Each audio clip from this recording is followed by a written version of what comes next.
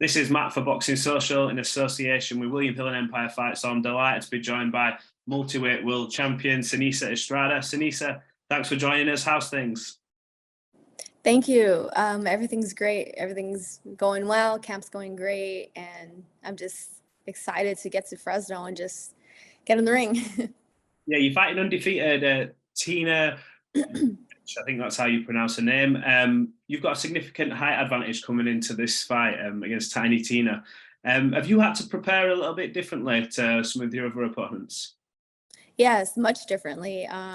This training camp has been more mentally tough than physically, because physically I've been training just as hard as I always do. So that's nothing new, but it's been mentally tough because going into this fight, I've been preparing a certain way because Tina, like you said, is much smaller than me. I do have the height advantage, and it's much more difficult to fight a fighter that's that small than it is to fight a fighter who's my actual height or even taller. So this game plan has been very specific. There's a certain way that I want to defeat Tina. I want to go in there and do certain things that are going to make her uncomfortable, get her to do things that she's not normally used to doing, and make her fight a way that she's not used to fighting. What do you make of Tina and her skills, forgetting sort of the height difference? What do you make of her and her skills and what you've seen of her so far? I mean, she's tough like any fighter her height. She fights a certain way. She fights the only way that a short fighter can really fight. She throws an overhand right, which is her favorite punch, and that's her best punch. And because, of course, what short fighter doesn't love to throw an overhand right? That's the easiest punch to just throw. You can throw with your eyes closed and probably land it 90% of the time. So so I know that's her favorite punch. That's something that I'm gonna stay away from the first round on. And I feel like there's mistakes that she makes, but watching her previous fights, nobody really knows how to capitalize on them. So that's something that I'm gonna do.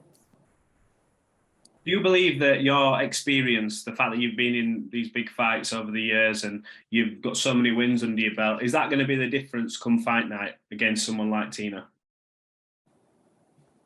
Yeah, I think that can definitely be a difference. And also, she's coming here. She's coming to my hometown of California.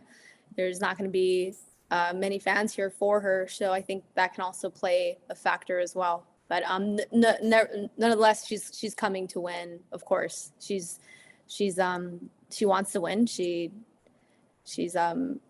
ready to come here and defeat me. But I'm 100% prepared. So I'm gonna come out undisputed champion, unified champion. I keep saying undisputed. It's a good goal to have. You're often talked about in the pound for pound list whenever we mention, like the Clarissa Shields, Katie Taylor. You're always mentioned in the mix. What is left sort of on your list of goals to achieve? I heard you mention undisputed there instead of unified. Yeah, I'm jumping ahead already. I want to become undisputed after this fight. Hopefully, after this unification fight, go into the undisputed fight at minimum weight and become undisputed champion there. And then after that, I would like to move up to light flyweight and become undisputed there, and then even do it at flyweight as well. We see it often in the women's division that these bigger fights tend to get made. Do you think the men's side of the sport can learn a lot more from the females who are going in there and just putting it all on the line and making these big fights? It seems to be less of a problem. Yeah, it's less of a problem because, of course, the business side of it is totally different than it is with the men. The men are going to go into these big fights knowing that they're going to make millions of dollars. So of course they want to wait, or they want to negotiate for their biggest for an even bigger payday. And with us women, we don't really have that option. We have to go in there and put on these exciting, entertaining fights and prove that we deserve to make whatever it is that we're asking for, or we deserve to make more than what what is offered. There's just so many factors that go into it. And at the same time, we just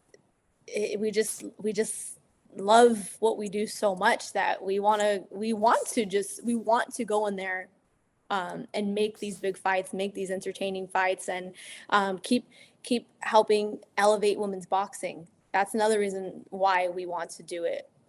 That's the reason why we want to make these big fights happen, is because it's putting, every time one of us steps in there with one of these big fights that gets good exposure and attention, it's helping women's boxing rise.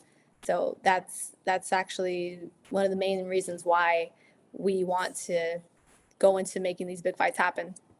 Do you think at some point we'll see women move into 3-minute rounds if the money starts improving for you guys? I'm not sure. Like, as far as for me, I want to fight 3-minute rounds every single fight. That's something that I always try to push for. Esparza and I fought 3-minute rounds, and that was because we both agreed to it. WBA agreed to it, and the Nevada State Athletic Commission agreed to it. So as long as all three are in agreement, then it can happen. And I try to push for it, but I know WBC has their issues against it and won't let it happen. But even if I'm not, I want to fight 3-minute rounds whether or not I'm paid more or not. I want to fight 3-minute rounds just because I love fighting, and I feel like we should be fighting 3-minute rounds anyway. Like, we need that time. I feel like fights would be more entertaining, especially for us that have certain styles that would make a fight entertaining with 3 rounds, and make a fight more entertaining with 3 rounds. Plus, you'll see a lot more stoppages and knockouts. Yeah, that was a big thing I was going to say. You often hear that there's not a lot of stoppages in the female game, and that's because we're fighting a minute less, and they go all for it in the first 2 minutes, but you don't get the full 3 minutes to show all of your skills. Do you think that'd be a big benefit, though, if we do go there? We will see more stoppages, and like you mentioned, entertainment side will go up. Oh, definitely. I think we'll see more stoppages and more knockouts, and I think that's going to help, like you said, the entertainment side of it rise because of that, because people are going to want to watch it because of that even more. So I know people say that it's, the 2 minutes is fine because it makes you go out there and just hurry up and just throw punches and make it more entertaining, but I don't really think that's true. I think we would see that no matter what with 3 minutes, but plus the stoppages. But there's actually more women who don't want to do it than there are who do. So that's the reason why I think it'll be a long time until that officially changes. But I think it should be optional, though, at least for the women who want to do it. Then that should be able to be available to us. Agree. Is there a particular name that you've got in your head who you want to fight? You mentioned Undisputed, but in terms of either a grudge match, rival, anything like that, is there a name you want to fight? I don't want to look past Tina, but I'm assuming obviously to achieve these goals, you have to fight other women as well. So who's on your list? Who are the girls you fight for the big fights? I mean, I just want to face the champions. I want to face whoever has a title, because I want to, of course, take the titles and become undisputed and prove that I'm the best. So anybody who has a world title in those divisions. I mentioned earlier you are seen as one of pound for pound best in the sport. So would I be able to get your opinion on Katie Taylor versus Chantelle Cameron? That's a fight that's just been made off the back of Amanda Serrano pulling out. It's a terrific fight and one that's been talked about for years. Where do you see sort of the advantages in this fight, and who do you think wins? Yeah, I think that's going to be a really good fight. I think Cameron is very good at staying on the outside and using her range and her distance, throwing straight punches down the middle. She's very good at that. But I feel like Katie Taylor is her punch output is just going to be too much, and I feel like she comes wide, she comes around. So I think that's where she's going to be able to capitalize on Cameron just staying straight down the middle and standing up straight. So yeah, I think Katie's going to be maybe a little bit too busy and too many punches. Okay. Just before we go, can you tell the fans, people in the UK maybe who haven't seen you box as much, who are going to get the chance to on Sky Sports, why they should tune in and watch you on that Saturday night? You should tune in because whether or not you're a women's boxing fan, after watching me fight, you will become a women's boxing fan. So I'm excited to just show you all who I am and put on an entertaining, great fight for you guys. Okay, Seniesa, look, I appreciate your time. Thanks for talking to us all the way over there from the States, and good luck for that Saturday.